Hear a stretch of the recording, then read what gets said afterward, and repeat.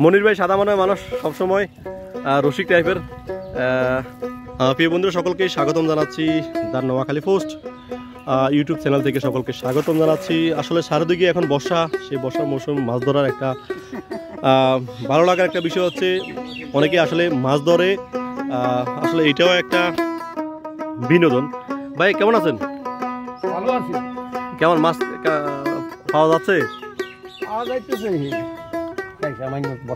বর্ষার গতি ছেড়ে দিকে না?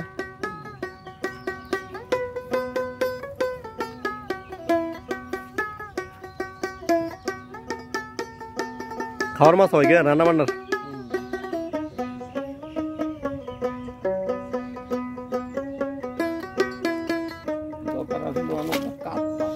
বড় একটা মাছের দরকার ছিল কেন? মনির ভাই সাদা মনের মানুষ, সবসময় রসিক টাইপের।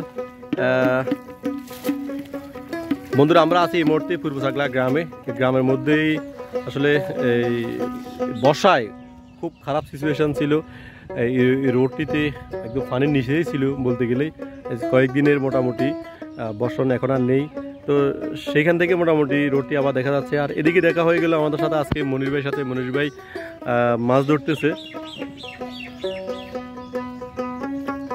তো সেই প্রত্যাশা সকলে ভালো থাকুন, সুস্থ থাকুন। আল্লাহ হাফেজ, আসসালামু আলাইকুম।